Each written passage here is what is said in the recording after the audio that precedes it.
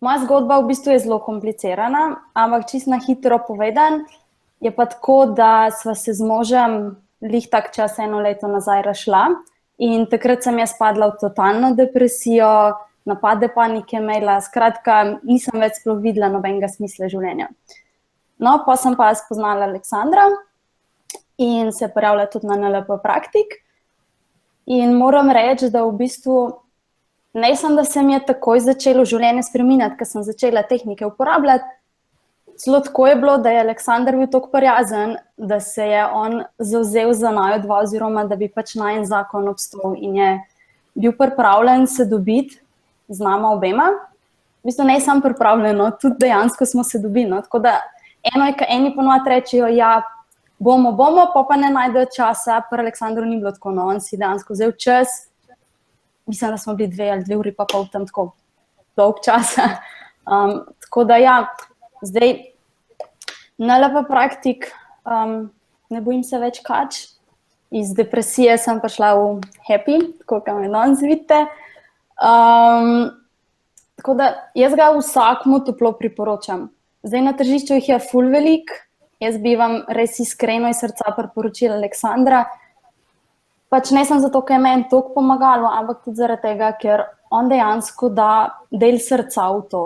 Mislim, dela vse s srcem in to je po moje tista razlika, ki ga loči od ostalih, no.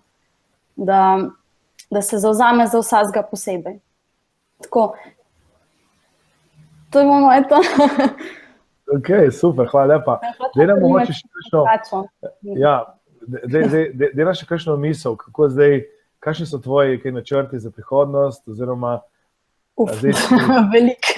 Ja, dosti načrtov, v redu? Ja, no, v glavnem na NLP sem prišla brez cilja, oziroma brez tega, da bi imela kakršenkoli cilj. To se je meni prvič v življenju sploh zgodilo. Tako da moj cilj je bil, da si postavim en cilj. Tako da danes jih imam res ogromen. Eden izmed, no, tega sem v bistvu že tudi dosegla, da sem se pač naučila živeti sama s svojima 2 punčkama.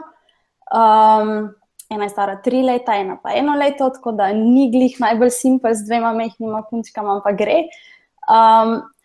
Kar se pa poslovne poti tiče, je pa tako, da bi bila pač rada finančno neodvisna že pri 40, se pravi, da ne čakam tiste penzije, ampak da jaz lahko pri 40 letih grem na dopust za cel let, če hočem, in sem pač finančno preskrbljena.